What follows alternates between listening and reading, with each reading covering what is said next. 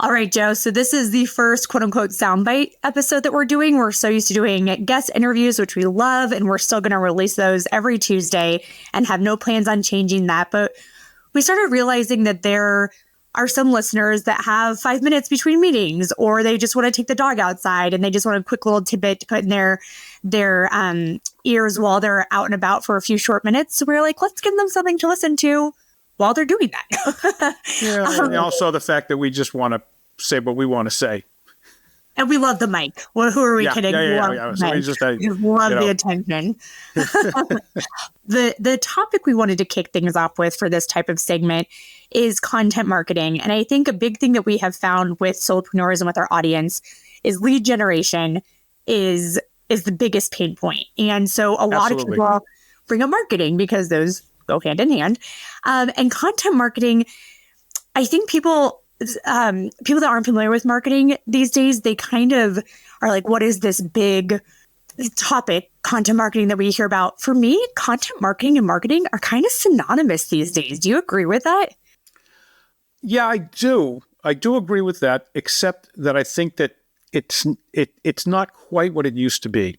And what I mean by that is that it's really powerful and it's a really good way to get people engaged. But it's not like you can just put it out there and have people come to you like you could maybe 10 years ago. I mean, when did content marketing become a thing? What, 15 years ago? Maybe less? I think back to when I drank the HubSpot Kool-Aid, that was back in 2014, and it'd been around 50 years then? It'd been around then. I was 2015.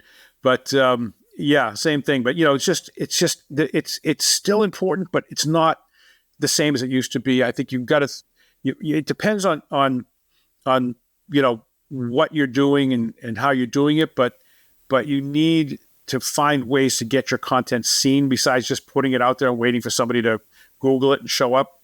You know what I'm saying? I think also with people, on that note, SEO is changing with the age of AI and everything. SEO is now getting turned upside down.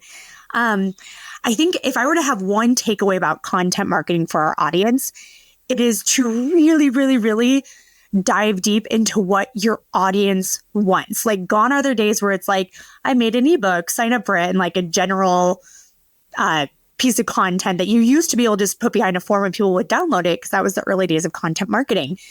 These days, I feel like you have to get really granular and think, okay, what's for a solopreneur? It's like, here are 10 ways to save money on taxes. And just like something quick, easy for them to get, instead of being like taxes 101 for solopreneurs. Right.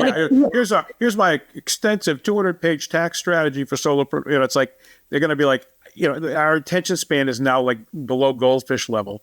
Nobody's going to read it. Nobody's going to even want it because it's too big. Keep it short, page 2, 3, checklists, use it to build trust. Content marketing doesn't have to be a lead magnet. It can literally just be, this is who I am, be your authentic self. The more authentic you can be, the more trustworthy you become, and the more likely people will be to convert into a lead at some point. But for content these days, I just say, use it to build trust. Joe, you always say this: build trust, inspire action. Right. And if your content can do that, that is content marketing today. Yeah. And, the thing is, there's other ways to put your content to work besides, just the typical blog post or even video or whatever. One of the things, look what we just did. We just took our newsletter and we shortened it down drastically and made a really small newsletter instead of a long one because of the attention span thing. But, you can do things like syndication, right? You can put it on LinkedIn. You can do articles on LinkedIn or Medium, and that helps to get it seen in other places that they wouldn't necessarily find by Googling and get sent to your website. Webinars are a way to take your content and present it to people. Don't call them webinars, though. You want to call it like an event or something, because, our buddy Jay Schwedelson says that people go webinar boring, right?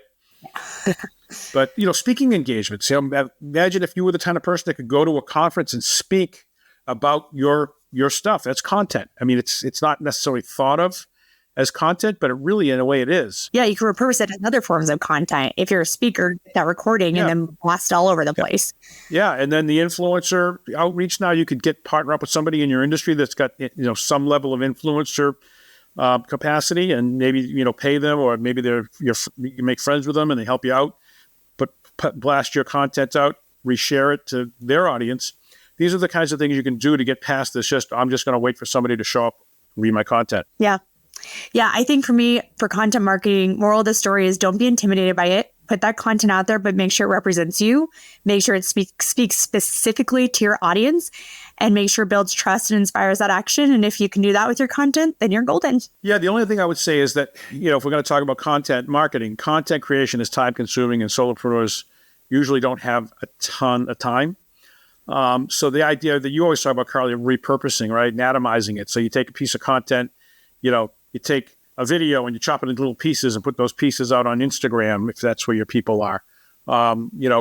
Do a blog post and use that to create, do they call them tweets anymore? No, it's X. Do they call them X's? I don't know. What they call them? But so you can just, use those for soundbite. You can use videos for sound bites and just, infographics. You can make an infographic out of your concept that you put into your blog post or whatever. So I just think that's important to think about. Just for a concrete example, we are going to probably record for 7-8 minutes for this episode. From this, we will have social media clips that we can just put on LinkedIn quickly. That's where our audience is. We will put it as show notes on our website. So that will help with SEO, and our transcript will be on there.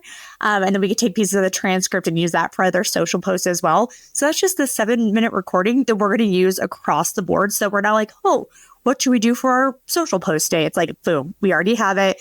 It just saves so much time. So just kind of think outside the box with how you can do that.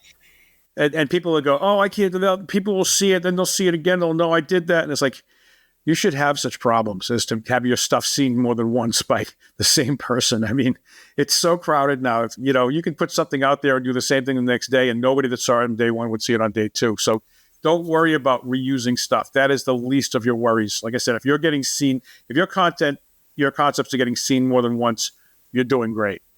And with that, if getting seen, algorithms are constantly changing. So Joe and I have kind of just are waving the white flag with a lot of algorithm stuff right now. And we're just being ourselves, and we're having fun with it. And we're speaking to our audience the way they think they want to be spoken to. And we are seeing so much more engagement than when we were, quote unquote, following the rules. So have fun with it, be yourself, and don't let it be an intimidating thing. And if you use AI to help you, great, but don't let it write for you, because it won't be you and it won't be authentic. Yep. So that's my last thing. I like it. Well, and with that, listeners, this is our first time doing these little sound bites. Let us know if you like it. Let us know if you hate it. We are always open to feedback. But otherwise, we will see you on Tuesday for another episode of The Aspiring Solopreneur. And if you liked it, don't forget about that 5-star review on your favorite podcast app. Sounds good. Take care. Bye.